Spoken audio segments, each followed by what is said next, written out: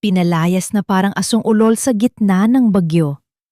Habang nagpapakasasa sa alak si Lucrecia, kasama ang kalaguyo sa mansyon, yakap-yakap ni Amihan ang sarili sa lamig. Wala kang kwentang yaya, mabulok ka sa eskinita mo, ang sigaw ng madrasta. Pinunasan ni Amihan ang putik sa pisngi. Babalik ako, at isusumpa niyo ang araw na kinalaban niyo ang isang hamak na nurse. Makakaya-kaya niyang iligtas ang mga inosenteng naiwan bago mahuli ang lahat. Dilaan mo yan. Punasan mo ng dila mo ang sahig kung ayaw mong mamatay sa gutom, batang salot. At huwag mong asahan ang tanga mong ama. Abala yon sa paghahanap ng perang. Kami rin naman ng kapatid niya ang gagastos. Nakabitin sa ere ang kamay ni Evandro. Mahigpit na nakahawak sa isang kahon ng paboritong pastel na binili niya sa airport bago niya bigla ang kansilahin ang flight patungong Cebu. Nais niyang umuwi ng maaga, magpakumbaba, at bumawi sa anak na matagal niyang napabayaan sa pag-aakalang sapat na ang yaman para palakihin ito. Ngunit sa halip na mainit na yakap ng isang pamilya, ang sumalubong sa kanya ay ang pagguho ng kanyang imingatang mundo. Nanigas ang buong katawan ng makapangyarihang bilyonaryo. Tila may kumukuyom na baretang bakal na gawa sa yelo sa kanyang dibdib. Pinipiga ang kanyang puso hanggang sa mamatay ang bawat tibok. Namamanhid ang kanyang mga binti at ang lalamunan niya ay tila nilalaslas na mga basag na salamin. Ang kahon ng pastel ay tahimik na dumulas mula sa kanyang nanginginig na mga daliri, lumubog sa malambot na karpet na parang isang pag-asang namatay bago pa man magsimula. Ito ba ang halimaw na binihisan ko ng pagmamahal at pinagkatiwalaan ng buhay ng aking kaisa-isang anak?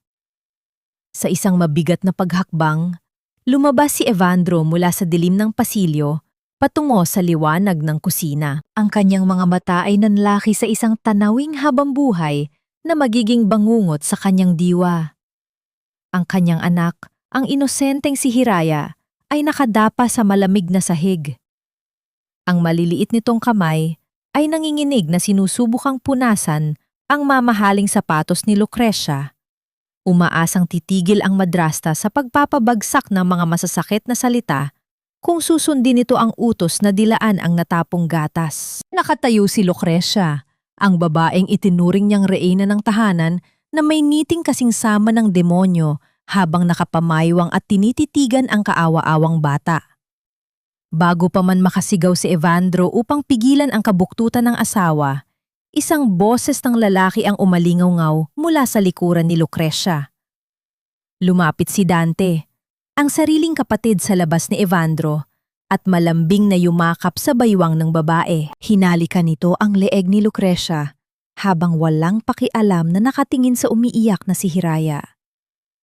Nagpalitan sila ng matatamis sa salita tungkol sa nalalapit. Napagpasok ng bata sa mental hospital at kung paano nila tuluyang aangkinin ang kumpanyang pinaghirapan ni Evandro ng ilang dekada. Ang kambal na kataksilan ay para mga balaraw na sabay na itinarak sa likuran ng lalaking nagbigay sa kanila ng lahat ng luho sa mundo. Puno ng paggangalit, sumugod si Evandro upang harapin ang dalawang taksil na sumira sa kanyang buhay. Ngunit bago pa niya maabot ang leeg ni Dante, isang matigas na bagay ang mabilis na humampas sa likuran ng kanyang ulo. Naramdaman ni Evandro ang matinding pagkahilo at ang mabilis na paglamig ng marmang na sahig nang pabiglang bumagsak ang kanyang katawan. Nanlabo ang paningin niya, ngunit nanatili siyang gising, ramdam ang bawat patak ng sariling dugo sa sahig. Lumuhod si Lucrecia sa kanyang harapan. Wala na ang maamong mukha na minahal niya noon. Pinalitan ito ng isang matalim at nakakasuklam na ngiti. Kumuha ang babae ng isang hiringgilya mula sa kanyang bulsa at walang kaabog-abog na itinusok ang karayom sa ugat ni Evandro. Unti-unting gumapang ang isang nakakatakot na lamig sa kanyang mga ugat, pumapatay sa bawat koneksyon ng kanyang isip sa kanyang katawan. Nais niyang sumigaw, nais niyang lumaban, ngunit ang kanyang mga labi ay ayaw ng bumuka. Ang kanyang mga kamay na sanay magmando ng libu-libong empleyado ay hindi na kayang iangat kahit isang daliri. Nakakulong siya sa sarili niyang katawan, gising na gising ang isipan, ngunit patay ang mga kalamnan. Mula sa kanyang posisyon, nangingilid ang luha sa kanyang mga mata habang pinagmamasdan si Dante na walang awang binuhat ang sumisigaw na si Hiraya. Kinakaladkad ang kanyang anak patungo sa madilim na bodega. Walang nagawa si Evandro, kundi hayaang tumulo ang nag-iisa niyang luha. Tahimik na sumisigaw ng tulong sa kalawakan habang unti-unting namamatay ang ilaw sa mansyong naging sarili niyang kabaong. Ang amoy ng matapang na gamot at alkohol ay pumuno sa malawak na silid, isang mapait na paalala kay Evandro na kanyang sariling bilangguan. Nakahiga siya sa gitna ng kanyang marangyang kama. Ang kanyang katawan ay tila naging isang mabigat na estatwa ng bato. Gising na gising ang kanyang isipan, ramdam niya ang init ng makapal na kumot at ang hapdi ng karayom sa kanyang ugat. Ngunit kahit anong pilit niyang utusan ang kanyang mga daliri na gumalaw, walang nangyayari. Nakakulong siya sa isang bangungot na wala siyang kakayahang takasan. Mula sa gilid ng kanyang paningin, nakita niya ang pinto na bumukas. Pumasok ang dalawang kilalang doktor kasama si Lucrecia. Ang mukha ng kanyang asawa ay basang-basang ng luha. Ang mga mata ay mugto at nagpapakita ng labis na pag-aalala habang mahigpit na nakahawak sa braso ng isang manggagamot. Gawin niyo po ang lahat, Dok. Nagmamakaawa ako. Hindi ko kayang mabuhay kung mawawala ang asawa ko. Napakabuti niyang tao. Bakit siya pa ang aatakihin sa puso ng ganito katindi? Ang tinig ni Lucrecia ay nanghinginig, basag sa emosyon, isang perpektong pag-arte na nagpaniwala sa buong mundo na siya ay isang martir na asawa. Tumango ang mga doktor, nagbigay ng mga salita ng pag-asa bago tuluyang lumabas ng silid. Nang sumara ang pintuan, tila nag-iba ang ihip ng hangin sa loob ng kwarto. Dahan-dahang pinunasan ni Lucrecia ang kanyang mga luha gamit ang likod ng kanyang palad. Nawala ang bakas ng kalungkutan sa kanyang mukha. Pinalitan ng isang malamig at nakakasuklam na ngisi. Lumapit siya sa kama. Ang tunog ng kanyang matataas na takong ay tila mga pako na ibinabaon sa isipan ni Evandro. Yumuko si Lucrecia hanggang sa magkalapit ang kanilang mga mukha. Amoy na amoy ni Evandro ang mamahaling pabango ng asawa. Ang parehong halimuyak na minsan niyang minahal, ngunit na yon ay nagbibigay sa kanya ng matinding pagduduwal. Ang galing ko bang umarte, mahal ko? Pabulong na panunuya ni Lucrecia habang dahan-dahang hinahaplos ang pisingi ng paralitikong asawa. Tingnan mo nga naman ang hari ng Makati. Ang lalaking laging naguutos, ang lalaking walang oras para sa kanyang asawa dahil laging nakatutok sa pagpapalaki ng kanyang imperyo. Na yon, ni hindi mo magawang itaboy ang kamay ko. Huwag mo akong titigan ng ganyan, Evandro. Ginusto mo ito. Kung binigyan mo lang sana ako ng sapat na atensyon, hindi ko sana hahanapin sa kapatid mo ang init na ipinagkait mo. Kumuha si Lucrecia ng isang makapal na folder mula sa kalapit na mesa at iwinasiwas ang mga papel sa mismong tapat ng mga mata ni Evandro. Nakikita mo ba ito? Ito ang mga dokumento na naglilipat ng lahat ng kapangyarihan sa akin. Bukas na bukas, ako na ang reyna ng kumpanya mo. Nais dumura ni Evandro sa mukha ng babaeng nasa kanyang harapan. Nais niyang isigaw ang pangalan ng kanyang anak, ngunit ang kanyang lalamunan ay nanatiling tuyo at pipi. Isang nag-iisa at mainit na luha ang tumakas mula sa gilid ng kanyang mata, dahan-dahang gumapang pababa sa kanyang sentido. Isang tahimik na patunay ng kanyang sugdulang pagkawasak. Nakita ito ni Lucrecia. Sa halip na maawa, mas lalong lumapad ang ngiti ng babae. Ginamit niya ang kanyang hinlalaki na may mahaba at matalim na kuko upang mariing punasan ang luha ni Evandro, ibinabaon ang kuko sa balat ng lalaki hanggang sa mang-iwan ito ng mapulang marka. At kung iniisip mo ang batang salot na yon, huwag kang mag-alala. Nabubulok na siya sa madilim na bodega. Mas mabuti na roon ang mga baliw na katulad niya para hindi nakakasira sa perpektong imahe ko. Sa kabilang dulo ng malawak na mansyon, Malayo sa karangyaan at kasamaan ni Lucrecia, isang matandang babae ang palihim na naglalakad patungo sa likurang bodega. Dala ni Manang Rosa ang isang maliit na platito ng malamig na kanin at ulam na itinago niya mula sa basurahan ng kusina. Pagsapit niya sa tapat ng bakal na pintuan, pinihit niya ang susi ng buong pag-iingat upang hindi makalika ng ingay. Sa loob ng malamig at maalikabok na silid, nakita niya ang maliit na figura ni Hiraya. Nakabaluktot ang bata sa isang gilid, nakayakap sa sariling mga tuhod habang nangihinig sa takot at lamig. Paglapit ni Manang Rosa, hindi niya mapigilan ang tahimik na paghikbi nang makita ang malalaking pasa sa braso ng inosenteng bata. Ito ang batang ipinagkatiwala sa kanya ng unang asawa ni Evandro bago ito bawian ng buhay, at ngayon ay wala siyang magawa upang protektahan ito mula sa mga demonyo. Manang nga saan po si Papa? Gusto ko na po kay Papa, nanginginig at hirap na bulong ni Hiraya habang pilit na isinusubo ang malamig na pagkain. Hinaplos ng matanda ang magulong buhok ng bata. Ang utang na loob niya sa pamilyang ito ay mas malalim pa sa sarili niyang buhay. Alam ni Manang Rosa na isa lamang siyang hamak na kasambahay. Wala siyang pera, wala siyang kapangyarihan para labanan sina Lucrecia at Dante. Ngunit kilala niya kung sino ang tanging taong nagpakita ng tunay na pagmamahal kay Hiraya. Ang tanging taong hindi nabibili ng salapi. Bumalik si Manang Rosa sa kanyang maliit na kwarto at naghanap ng isang lumang teddy bear na matagal nang iniwan ni Hiraya doon. Gamit ang isang pirasong papel na lukot-lukot, nangiinig niyang isinulat ang lahat ng katotohanang nakita niya. Humingi siya ng tulong bago niya isilid ang liham sa loob ng punit na likuran ng teddy bear. Isinama niya ang isang maliit at panyong may patak ng dugo ni Hiraya. Isang tahimik ngunit matibay na patunay ng kalupitang nangyayari sa loob ng mansyon. Maingat niyang inilagay ang laruan sa loob ng isang karton na puno ng mga lumang damit.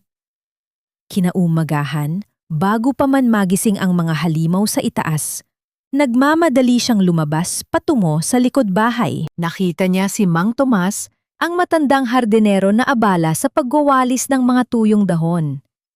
Nagmakaawa si Manang Rosa na dalhin agad ng matanda ang kahon sa terminal ng tricycle at ipahatid ito sa eksaktong tirahan ni Amihan sa isang eskinita sa Tondo.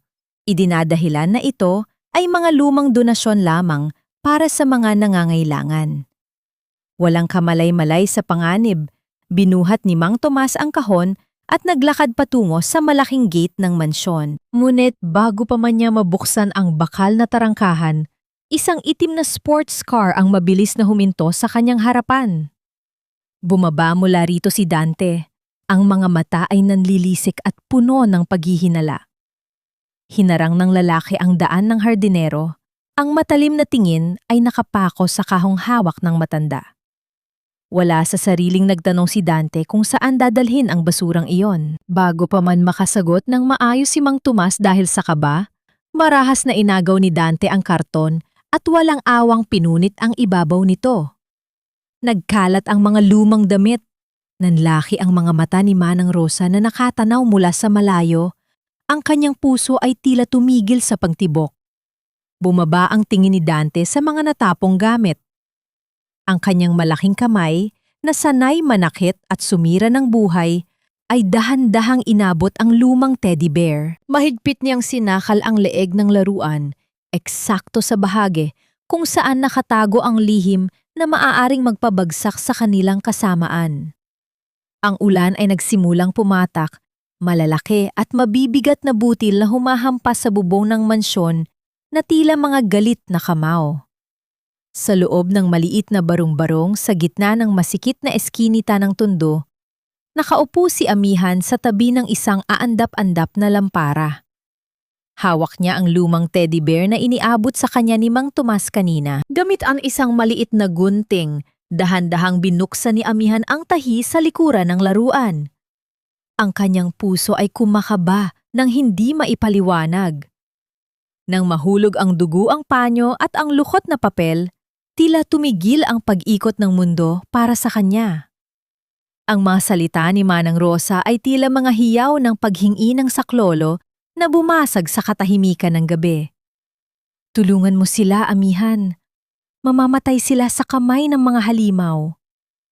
Hindi nag-aksaya ng panahon ang dalaga sa kabila ng panganib na muling mabitay sa mga maling paratang.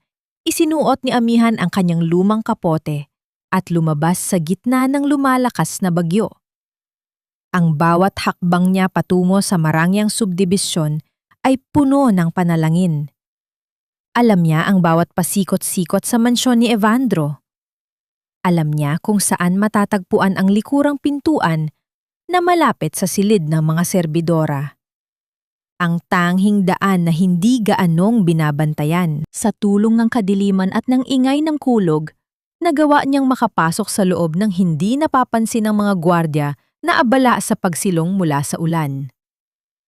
Sa loob ng mansyon, mabilis na nagtagpo ang kakmat ni na Amihan at Manang Rosa sa madilim na pasilyo. Walang salitang namutawi.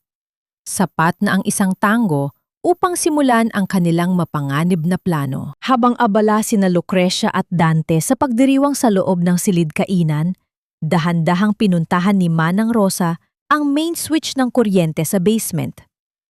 Sa isang iglap, binalot ng pusikit na kadiliman ang buong kabahayan. Ang mga reklamo at mura ni na Lucrecia ay narinig mula sa malayo, ngunit ito na ang pagkakataong hinihintay ni Amihan. Mabilis siyang tumakbo patungo sa silid ni Evandro. Gamit ang lakas kokak braso at ang matinding determinasyon, inilipat niya ang paralitikong lalaki mula sa kama patungo sa wheelchair. Ramdam ni Amihan ang bigat ko katawan ni Evandro, ngunit mas naramdaman niya ang panginginig ng lalaki, hindi dahil sa lamig, kundi dahil sa pag-asa. Nandito na ako, Sir Evandro. Hindi ko kayo pababayaan. Pabulong na panata ni Amihan habang mahigpit na hinahawakan ang kamay ng lalaki. Sa gitna ng dilim, naramdaman niya ang mahigpit na pagkapit ni Evandro sa kanyang braso. Ang nag-iisang paraan ko lalaki upang sabihing nagtitiwala siya. Pagkatapos, ay mabilis silang nagtuloy sa madilim na bodega. Doon, nakita ni Amihan si Hiraya na nakakulong sa likod kukak-bakal na rehas. Gamit ang umabigat na piraso ng bakal na kinuha niya sa labas, marahas ngunit maingat ning sinira ang kandado. Ang tunog ko pagkasira ko bakal ay tila musika ko kalayaan sa pandining kubata. Agad na yumakap si Hiraya sa binti ni Amihan. Ang mga luha ay humahalo sa basang damit ko, Nars.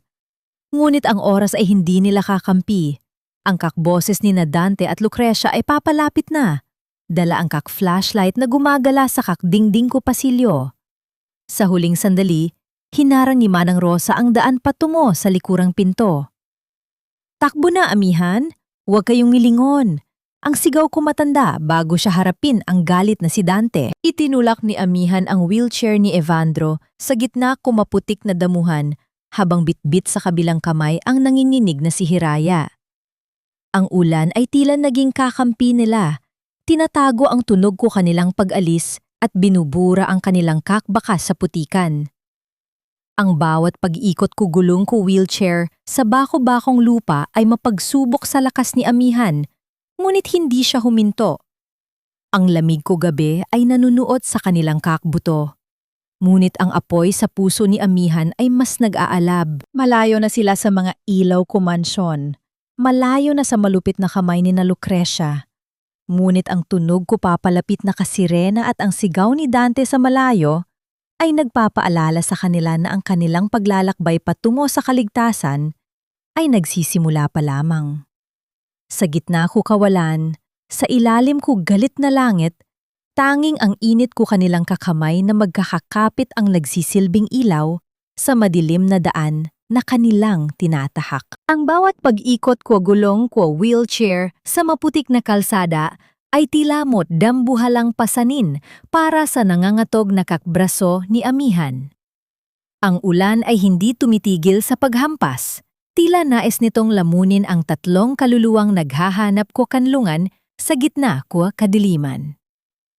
Nang marating nila ang dulo kwa subdibisyon, mo't itim na sasakyan ang biglang huminto sa kanilang harapan. Nanigas si Amihan, ang kanyang puso ay tila nais kumawala sa kanyang dibdib habang mahigpit na niyakap ang nanginginig na si Hiraya.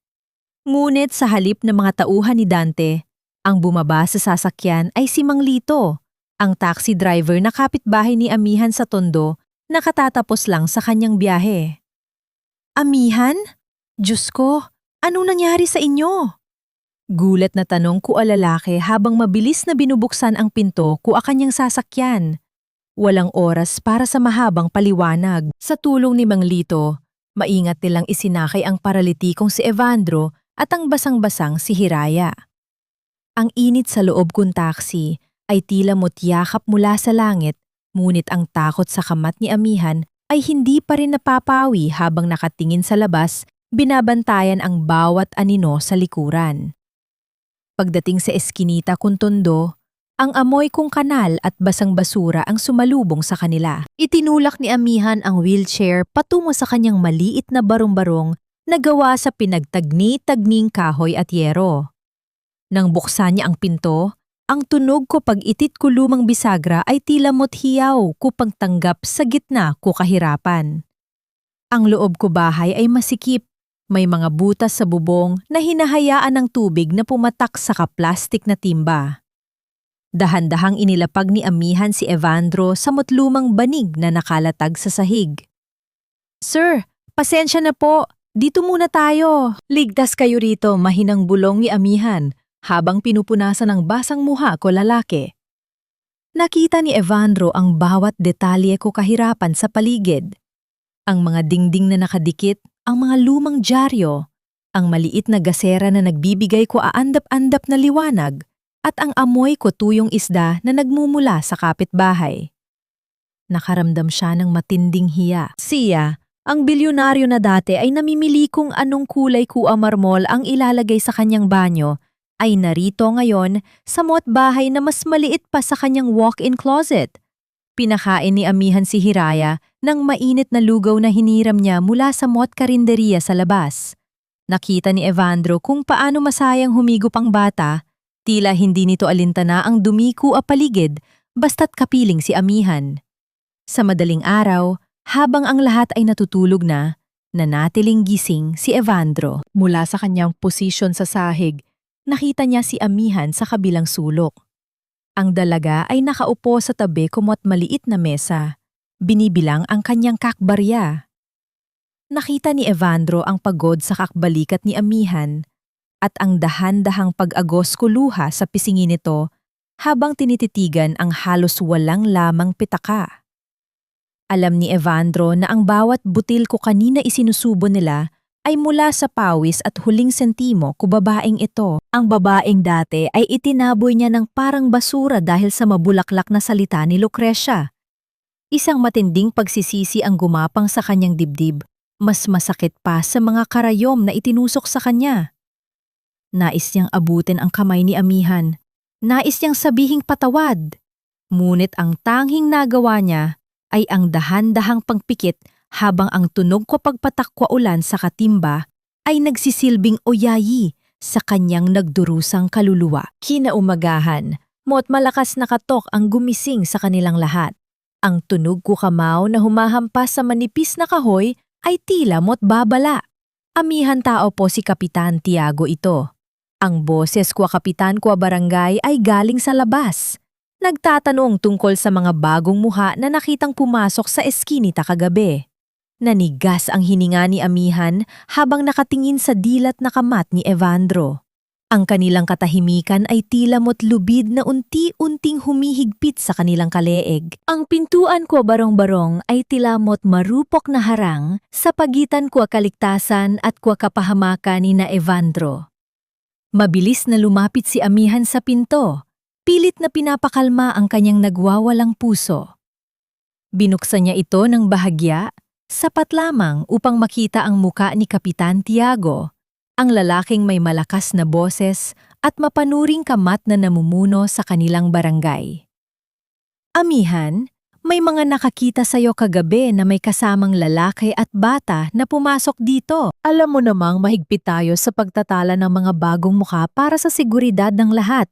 Saad ni Kapitan Tiago habang sumusubok na sumilip sa loob ko maliit na bahay. Huminga ng malalim si Amihan at pilit na ngumiti. Oho, Kapitan, pasensya na po at hindi ako nakapag-ulat agad. Mga kamag-anak ko po sila mula sa probinsya. Ang tiyo ko po ay may sakit at kailangan ng seryosong pag-aalaga dito sa Maynila. Kaya isinama na rin ang anak niya. Ang kanyang boses ay nanginginig, ngunit puno ng paninindigan. Matapos ang ilang sandali ko o pag-aalinlangan, tumango ang kapitan at nagbili na mag-ingat bago tuluyang lumakad palayo. Nang sumara ang pinto, tila nawalan ng lakas ang mga tuhod ni Amihan. Napasandal siya sa dingding at dahan-dahang napaupo sa sahig, humihingal sa labas ko at takot. Mula sa kanyang higaan sa banig, nakita ni Evandro ang lahat. Ang bawat butil ko pawis sa ni Amihan ay tila kakiyas ko katapangan na nagpaliit sa kanyang sariling pagkatao. Nagsimula ang kanilang bagong buhay sa ilalim ko init ko yero at amoy ko pawis ng tondo. Araw-araw, ang kakamay ni Amihan ay hindi napapagod sa pag-aalaga. Pinupunasan niya ang katawan ni Evandro kwa maligamgam na tubig nang may labis na pag-iingat, tinitiyak na hindi ito masasaktan o lalamigin. Habang ginagawa ang ritual ko paglilinis, kinakausap niya ang lalaki na parang normal itong tao.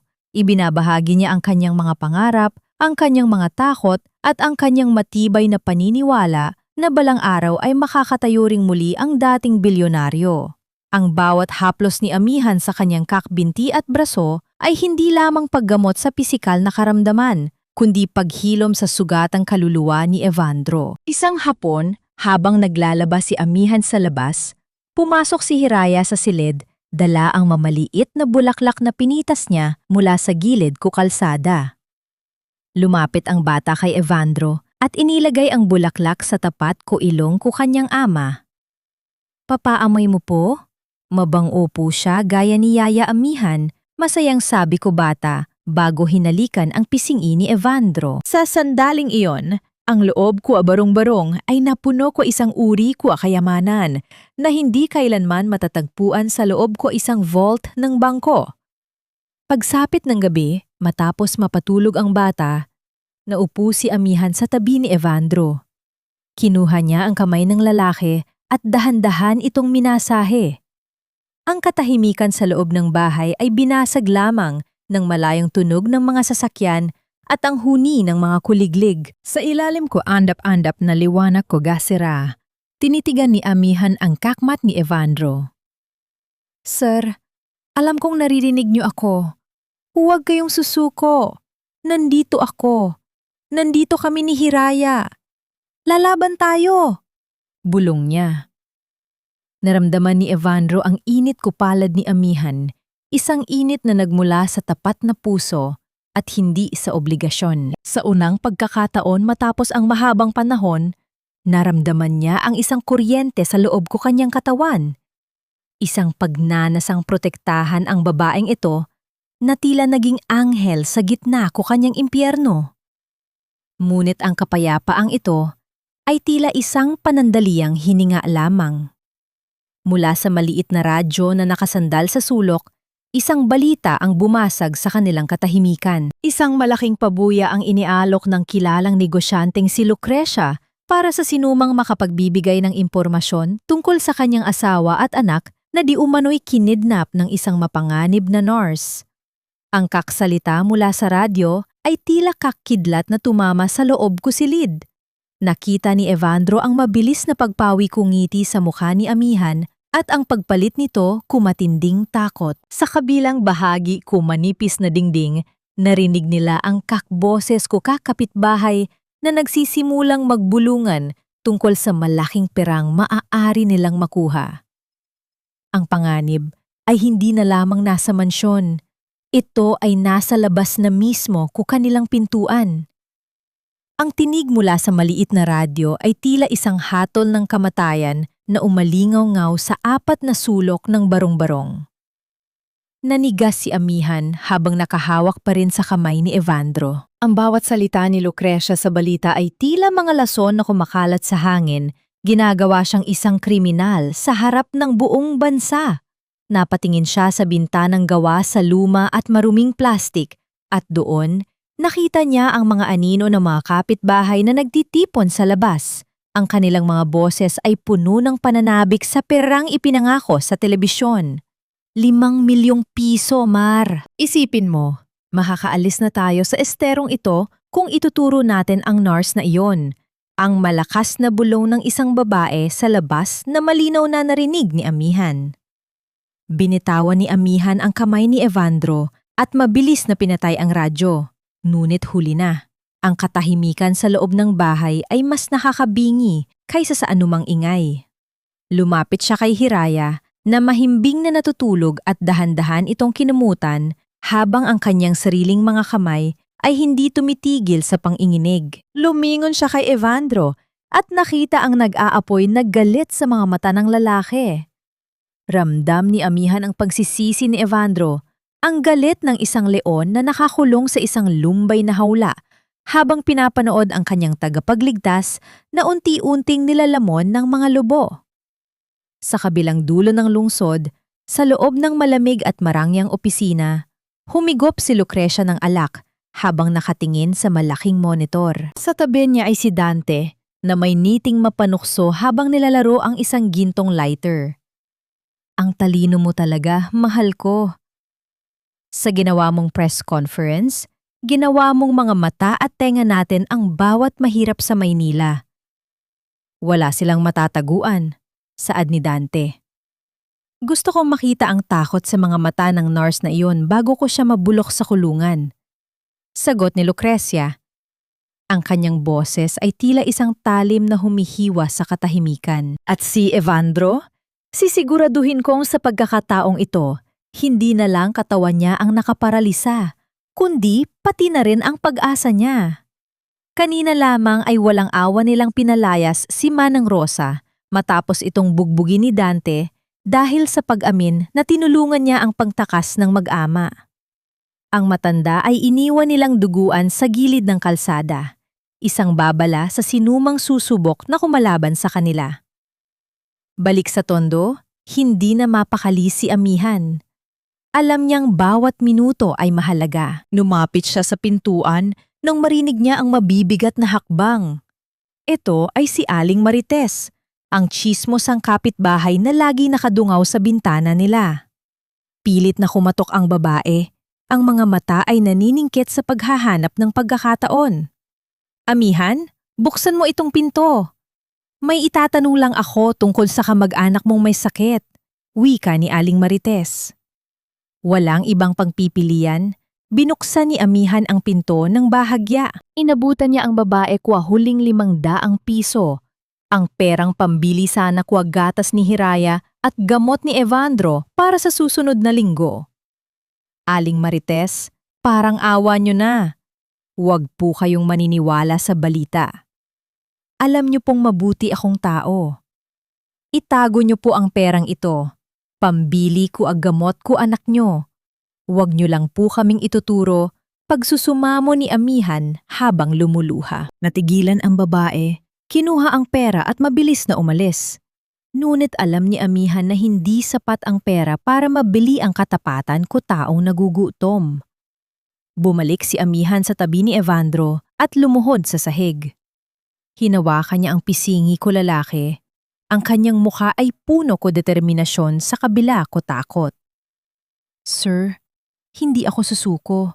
Kahit itaya ko ang buhay ko, hindi ko hahayaang makuha nila kayo ni Hiraya.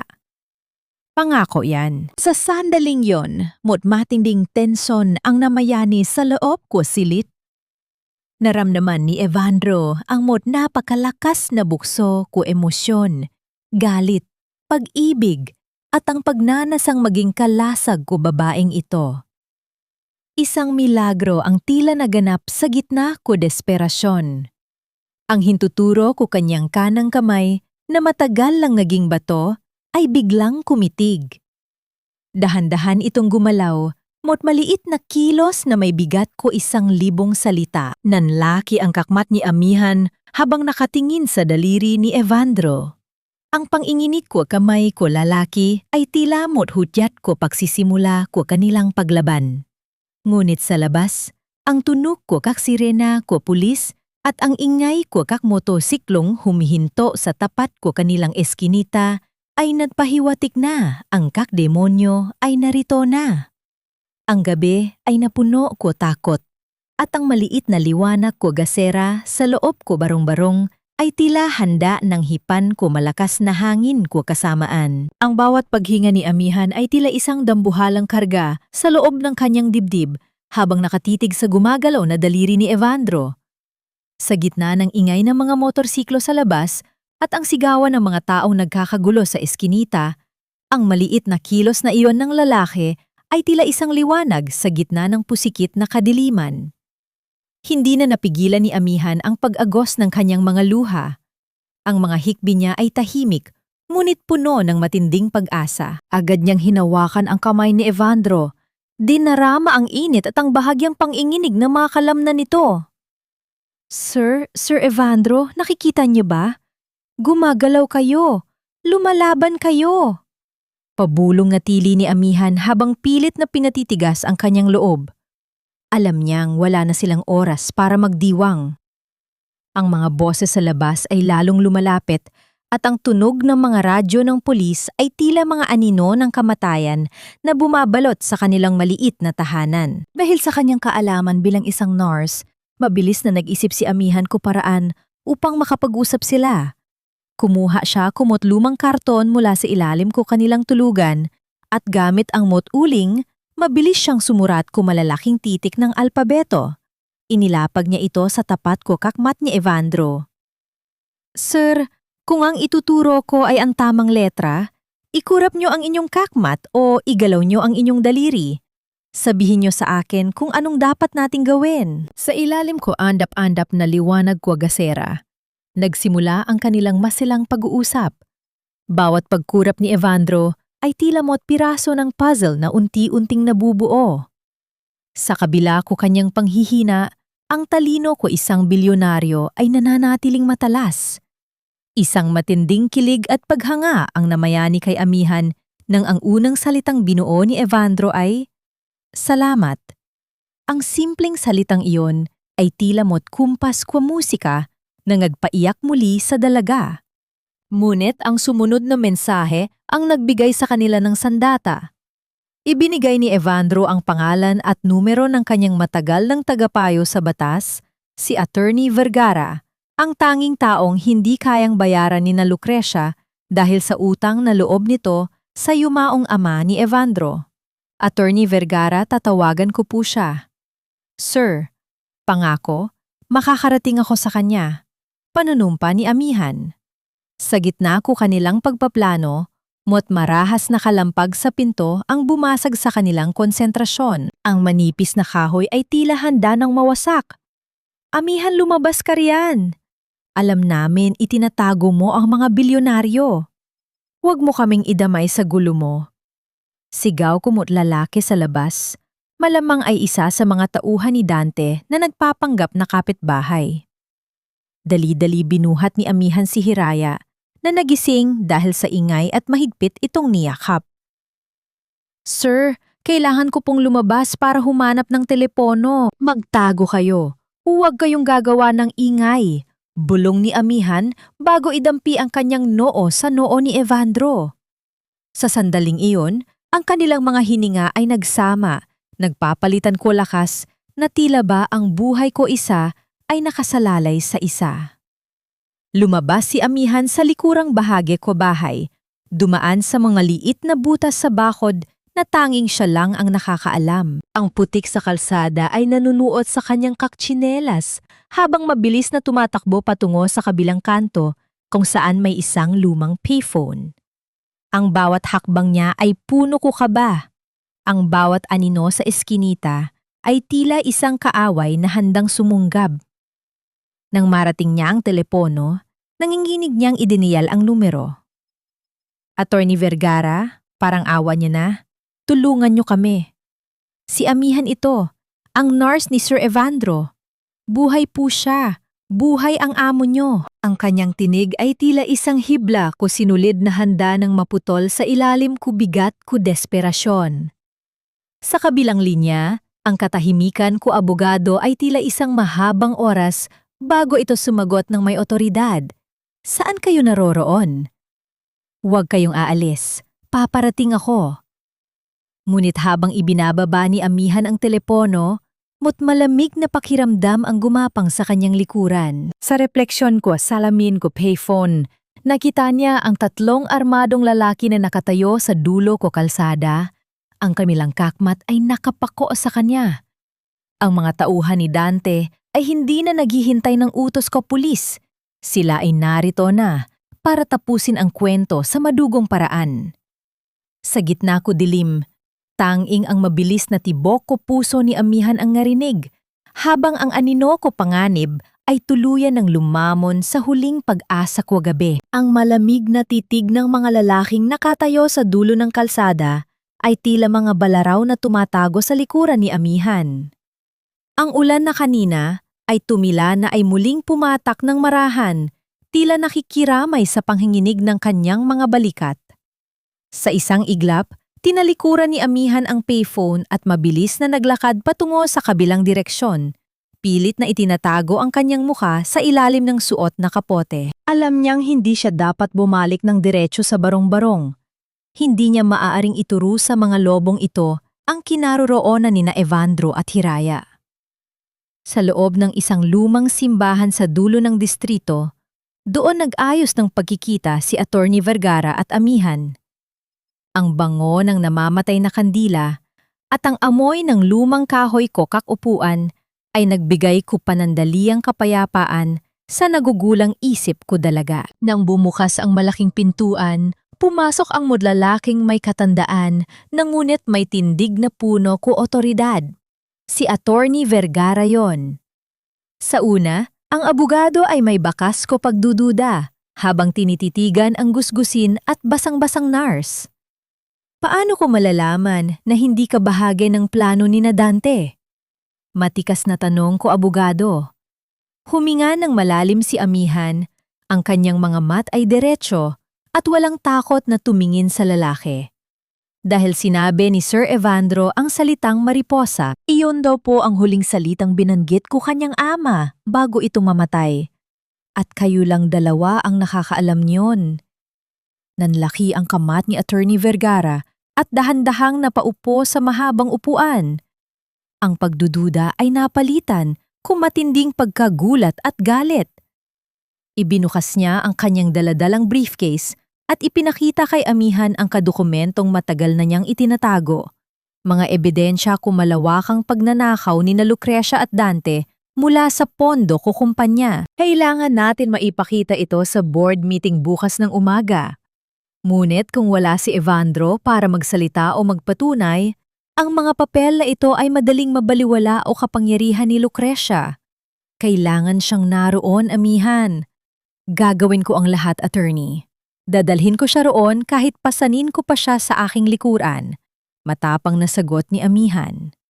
Inabot ng abogado ang mga mahahalagang dokumento sa dalaga, isang tiwala na higit pa sa ginto ang halaga. Ngunit ang kapalaran ay may malupit na biro. Habang naglalakan si amihan pabalik sa eskinita, pasan ang bigat kukak dokumento at ang pag-asang taglay nito, hindi niya napansin ang aninong sumusunod sa kanya mula sa kakpasilyo ko simbahan. Ang isa sa kaktauhan ni Dante ay hindi nawala sa kanyang bakas. Pagdating niya sa tapat ko kanilang maliit na tahanan, agad na tumambad sa kanya ang tanawing nagpadurog sa kanyang puso. Ang pintuan ng barong-barong ay nakabukas ng marahas. Ang mga manipis na kahoy ay nagkalamat at nakabitin sa bisagra. Sa loob, ang lahat ay nagkalat. Ang maliit na mesa ay nakataob. Ang mga plastik na timba ay naggulong sa sahig at ang karton na ginamit nila sa pag-uusap ay punit-punit na at nakatapak sa putikan. Wala si Evandro. Wala si Hiraya. Sir, Hiraya, ang hiyaw ni amihan na bumasag sa katahimikan ko gabi. Ang kanyang tinig ay tila mo't sugatang ibon na naghahanap kupugad. Ngunit walang sumagot, kundi ang tunog ko pagpatak ko tubig mula sa butas na bubong.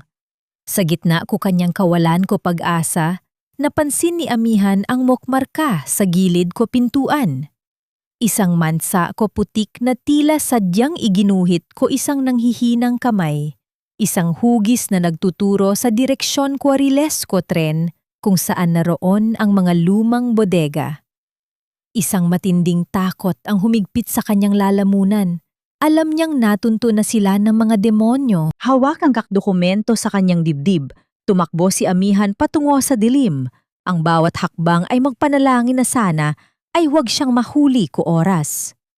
Ang gabi ay lalong naging mapanganib at ang bawat segundong lumilipas ay tila mo't patak ko dugo na nawawala mula sa puso ko kanyang pamilya.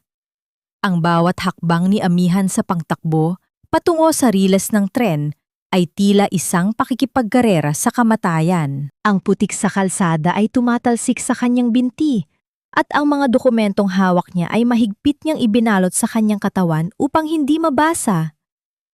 Nang marating niya ang lumang bodega, ang nakakabinging katahimikan kong paligid ay binasag kong malamig at pamilyar na tawa ni Dante mula sa loob. Dahan-dahang sumilip si Amihan sa pagitan ng kakalawanging yero. Doon, nakita niya si Evandro na nakahandusay sa semento, malayo sa kanyang wheelchair, habang si Hiraya ay umiiyak at nakakulong sa bisig kwa isang armadong lalaki. Sa gitna kwa bodega, nakatayo si Dante, nilalaro ang matalim na patalim sa kanyang kakamay. Akala niyo ba ay makakatakas kayo sa isang eskinita habang buhay? Ang dumi kwa lugar na ito, Evandro. Bagay na bagay sa iyo at sa nars mong basura, uyang ni Dante habang itinututok ang patalim sa pisngi kwa kanyang kapatid. Ngunit bago pa man makakilos si Dante, mo't malakas na ingay ko kak sapatos na humahampas sa lupa ang narinig mula sa labas. Hindi nag-iisa si Amihan. Sa kanyang likuran ay si Kapitan Tiago at ang mga kalalakihan ko barangay dala ang kanilang kakpangalo at sulo. Ang mga taong dati ay pinagdudahan ni Amihan ay narito ngayon. Dala ang galit ko kak taong napagod na sa pang-aapi ko kak mayayaman. Bitawan niyo ang bata! Hindi ito ang lugar para sa inyong mga demonyo. Ang sigaw ni Kapitan Tiago na umalingaw-ngaw sa buong bodega. Nagkaroon ng tensyon at pagharang. Sa gitna ko tensyon, sumugod si Amihan patungo kay Hiraya. Walang takot sa mga baril na nakatutok. Sa sandaling iyon, ang lahat ay tila huminto sa paggalaw nang makita nila ang mga bagay na imposible. Si Evandro, ang lalaking matagal ng itinuring na bangkay na humihinga, ay dahan-dahang nagbaon ko kanyang kaksiko sa semento. Ang kanyang mga binti na dati ay walang buhay, ay nanginig ng matindi. Sa gitna ko apawis, dugo, at matinding pagnanasang protektahan ang babaeng nadligtas sa kanya, tuluyang naitayo ni Evandro ang kanyang katawan. Nanginginig ang kanyang mga tuhod, ngunit nanatili siyang nakatayo. Ang kanyang kakmat ay nakapaho kay Dante nang may talim na mas matindi pa sa anumang sandata. Huwag mong hahawakan ang pamilya ko, ang paos at nanginghinig na tinig ni Evandro na lumabas mula sa kanyang kaklabi sa unang pagkakataon. Ito ay hindi lamang isang himala ko medisina. Ito ay ang sigaw ko isang amang handang pumatay at mamatay para sa kanyang mga mahal sa buhay. Natigilan si Dante sa takot. Ang patalim ay nalaglag mula sa kanyang nanginghinig na kamay. Hindi niya akalaing ang isang taong ginawa niyang estatwa ay muling babangon para singilin siya. Sa kabilang dulo, mabilis na nakuha ni Amihan si Hiraya at agad silang lumapit sa likuran ni Evandro. Ang dating bilyonaryo ay tumayo bilang isang kalasag, nakaharap sa panganib habang inaalalayan siya ni Amihan sa kanyang braso. Ngunit ang gabi ay hindi pa tapos. Sa gitna ko kaguluhan, isang marangyang sasakyan ang huminto sa pintuan ko bodega. Bumaba si Lucrecia. Ang kanyang mukha ay puno kupuot at desperasyon. Hawak niya ang isang baril nakatutok ng diretsyo sa dibdib ni Amihan. Sa tingin niyo ba hahayaan ko kayong mabuhay pagkatapos ng lahat? Kung hindi mapapa sa akin ang yaman, walang maiiwan sa inyo. Ang bawat segundong lumipas ay tila isang mahabang oras kwa pagtitimbang sa pagitan kwa buhay at kamatayan. Ang titig ni Evandro kay Lucrecia ay puno kwa matinding pagkasuklam, habang si Amihan ay nananatiling matatag sa tabi kwa lalaki, handang tanggapin ang anumang bala para sa mag-ama. Ang tunog ko kak sirena ko pulis sa malayo ay lalong lumalakas. Ngunit sa loob ko bodegang iyon, ang tanging maririnig ay ang mabilis na paghinga ko kak taong naglalaban para sa kanilang dangal at kinabukasan. Ang loob ng madilim na bodega ay tila naging isang entablado ng huling paghuhukom. Ang bawat paghinga ni Evandro ay malalim at gurgulyo. Bawat isa ay isang patunay ng kanyang paghihirap upang manatiling nakatayo sa sarili niyang mga paa. Sa harap nila, ang dulo ng baril ni Lucrecia ay nanginginig, hindi dahil sa takot, kundi dahil sa nag-aalab na pot. Ang kanyang mga mata, na dati ay puno ng mapanlinlang na ganda, ngayon ay dalawang butas na lamang kuwa kadiliman at kasakiman. Isang hakbang pa, Evandro, at sisiguraduhin kong sa impyerno na kayong magsasama ng nurse na yan, ang hiyaw ni Lucrecia, ang kanyang boses ay tila isang matalim na kuko na kumakalos sa dingding kua bodega. Sa gitna ko nakamamatay na katahimikan, si Amihan ay hindi kumilos. Sa halip na magtago, dahan-dahan niyang iniharap ang kanyang sarili. Ang kanyang katawan ang nagsilbing taming ni Hiraya. Inilabas niya ang makapal na folder kukak dokumentong ibinigay ni Attorney Vergara at itinaas ito ng may dignidad. Tapos na ang laro niyo, Lucrecia. Hawak ko ang lahat ko ebidensya kapag nanakaw niyo ni Dante. Ang bawat sentimo na kinuha niyo mula sa pawis kukak empleyado niyo, ang bawat kasinungalingang ipinakain niyo sa publiko, narito ang lahat. Ang mga sulo kukak kalalakihan ni Kapitan Tiago ay nagbibigay ko aninong sumasayaw sa muka ni Lucrecia dahilan upang mas lalo itong magmukhang halimaw. Ang pagdating ko kak tunay na pulis ay bumasag sa huling pag-asa ko kak taksil. Ang aso at pulang ilaw ko kak patrol car ay pumasok sa loob ko bodega. Tinatamaan ang nanlilisik na kakmat ni Dante na kanina pa nakasubsob sa sahig dahil sa takot. Ibagsak mo ang baril, Lucrecia. Ang maotoridad na utos ko isang opisyal ko pulis habang nakatutok ang kanilang mga sandata. Sa isang iglap ko kabaliwan, nagpumiglas si Lucrecia. Nais pa ring kalabit ang mitsa. Ngunit bago pa man mangyari ang masamang balak, si Evandro ay humakbang ng pasulong. Kahit nangiinig ang kanyang buong pagkatao, nagawa niyang abutin ang kamay ni Amihan at mahigpit itong hawakan. Ang lakas na dumaloy sa kanilang kakpalad ay tila isang hindi nakikitang kalasag. Ang baril ni Lucrecia ay tuluyang nalaglag sa semento. Lumika ko isang tunog ko pagkatalo na umalingaw-ngaw sa bawat sulok ko bodega. Mabilis na pinusasan ko kakpulis si Lucrecia at Dante. Ang mga sigaw at mura ko babae ay tila kakhiyaw ko isang sugatang habang kinakaladkad sila palabas ko gusali. Ang bawat hakbang ko kakpulis palayo ay tila pag-alis ko isang mabigat na tinik sa lalamunan ko kaktaong naroroon. Naiwan sa loob ko bodega ang katahimikan, isang uri ko katahimikang hindi na nakakatakot, kundi puno ko kalayaan.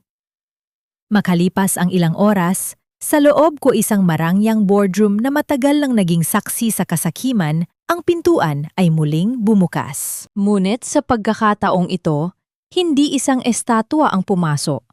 Si Evandro ay naglalakad ng maingat. Ang bawat hakbang ay may kasamang determinasyon. Sa kanyang tabi ay si Amihan, ang babaeng nakasuot lamang kua simpleng damit, ngunit may taglay na ningning na mas maliwanag pa sa anumang diamante. Kasama si Attorney Vergara. Ipinakita nila sa Board of Directors ang katotohanan. Ang pagkamangha sa mukha ko bawat isa ay tilamot matamis na gantimpala sa bawat luhang ibinuhos ni Amihan sa barong-barong ng tondo. Nang matapos ang pagpupulong at tuluyan ng nabawi ni Evandro ang kanyang kumpanya at dangal, Tumalikod siya sa lahat ko karangyaan. Sa labas ko gusali, sa ilalim ko init ko araw ng Makati. Tumigil si Evandro sa paglalakad at lumingon kay amihan. Dahan-dahang kinuha ni Evandro ang magaspang na kamay ko, Nars, ang mga kamay na naglaba, naglinis at nagligtas sa kanya. Amihan, ang mahinang tawag ni Evandro, ang kanyang boses ay puno ko damdamin. Ibinigay mo sa akin ang lahat nang wala akong maibabalik sa iyo, kundi pasakit. Ngayong hawak ko na ulit ang mundo, ang tanging bagay na gusto kong panghawakan ay ang kamay mo. Walang salitang namutawi sa mga labi ni amihan. Sapat na ang dahan-dahang pagpatak ko kanyang kakluha at ang mahigpit na pagtugon sa hawak ni Evandro.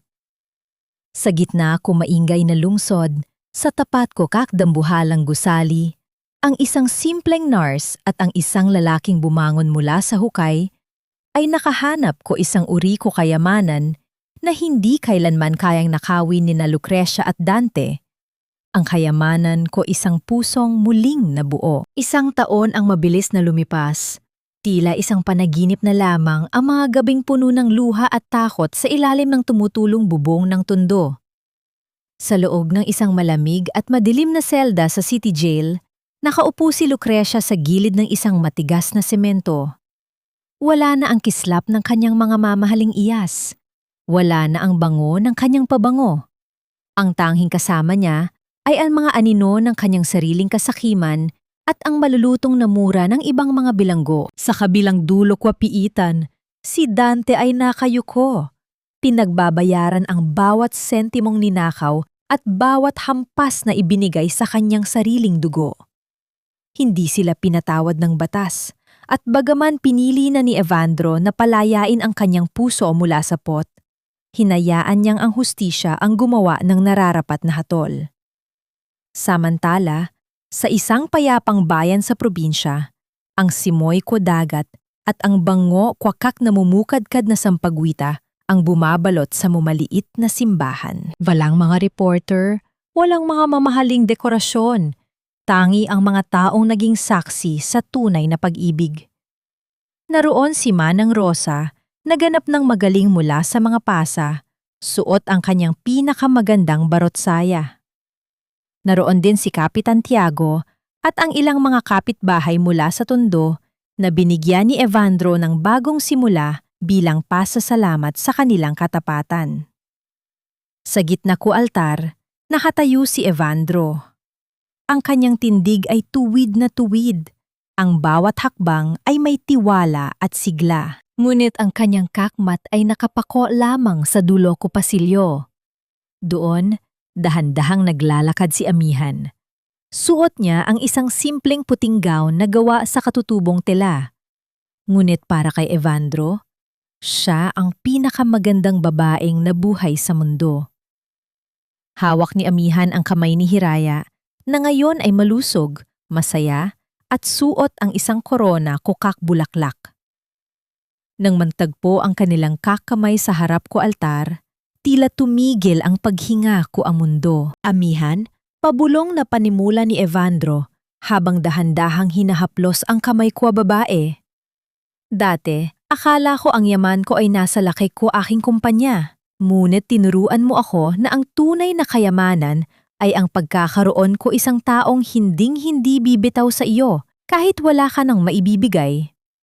Ikaw ang aking nurse, ang aking tagapagligtas, at nayon, ang aking asawa. Isang matamis na ngiti ang sumilay sa katlabi ni amihan. Evandro, sa gitna ko hirap, nakita ko ang kabutihan sa iyong puso. Hindi kita minahal dahil sa yaman mo, kundi dahil sa pagiging ama mo kay Hiraya. Ngayon, buo na ang ating pamilya. Matapos ang seremonya, sa labas ko simbahan, kung saan ang sikat ko araw ay tila isang basbas mula sa langit, binuhat ni Evandro si Hiraya. Mama! Mama amihan! Laro po tayo! Ang masayang sigaw ko bata.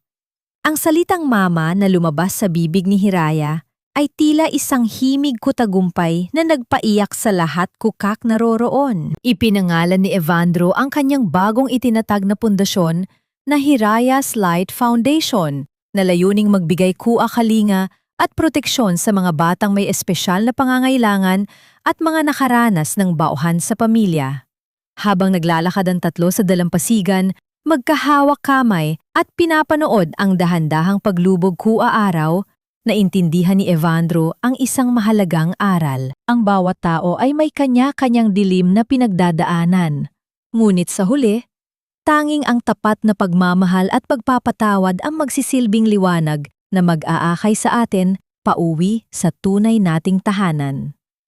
Ang mga sugat ko nakaraan ay naghilom na, hindi dahil kinalimutan ang sakit, kundi dahil mas pinili nilang yakapin ang pag-asa sa bawat bagong umaga.